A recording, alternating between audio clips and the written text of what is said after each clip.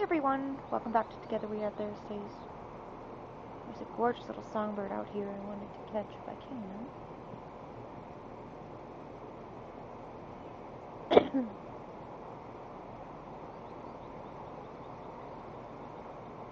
Pretty little babies. So this week's topic is body image. Anything on body image. And I guess I just want to talk about the fact that personal body image is so transient and multifaceted. It can vary based on timing, feelings, mood, how you feel about yourself, a certain event. It's very plastic and malleable. It's not a static phenomenon at all. There are times when we may feel confident. There are times when we may feel ridiculously, hopelessly disfigured. And also to point out the distinction between body image and body dysmorphia. A lot of times people get that confused and think that image and dysmorphia are synonymous and are ever present and ubiquitous throughout all eating disorders. And it's not true. That quintessential picture of the skinny girl looking in the mirror and seeing a fat girl, not every anorexic has that. And there are individuals that have body dysmorphia that do not have eating disorders. So the two are distinct and unique. But I think self-image and body image are a state of mind phenomenon that fluctuate given our mood and what's going on in our lives. Personally, I do think a lot of image comes from the transcendence of feeling to thought. For example, when ED sufferers talk about feeling fat, and in recovery speak we are told that that is not a feeling and that one should not say this thing. I disagree with that because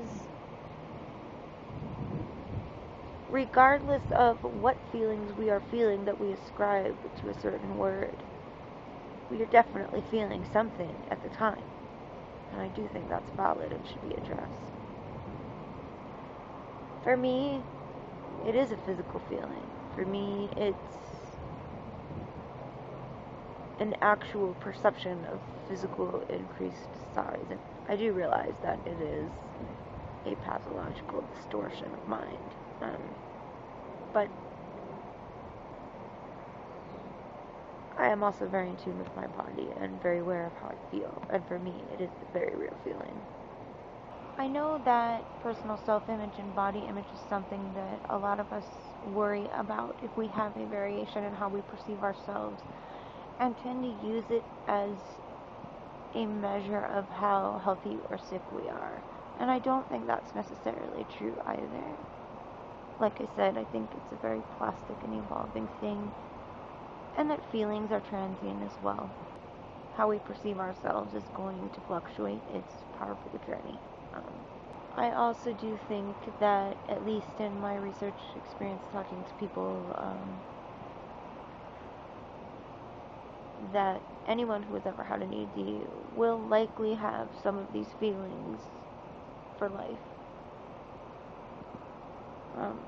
Which is another reason why trying to use these feelings as a gauge for wellness or lack thereof can be dangerous and self-defeating.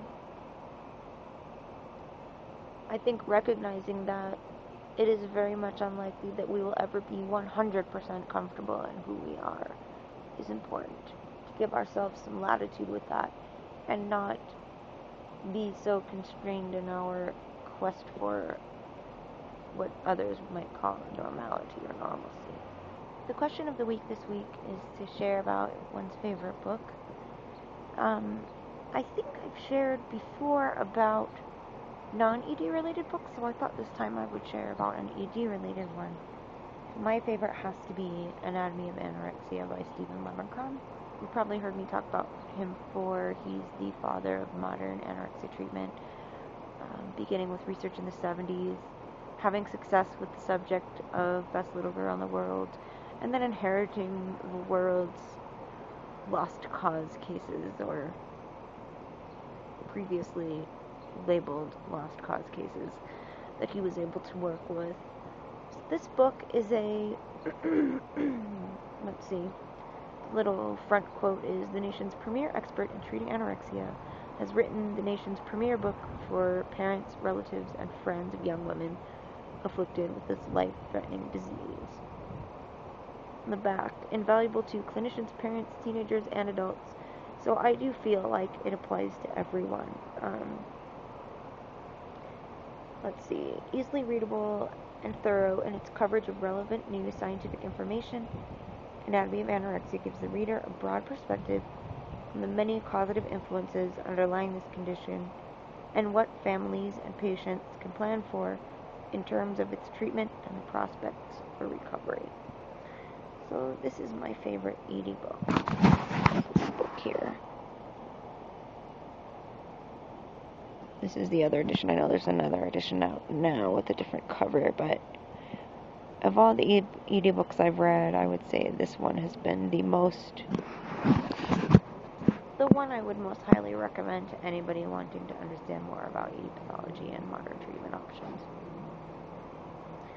That's it for this week. Much love and be well, precious ones. If you have any topics you'd like us to cover, let us know.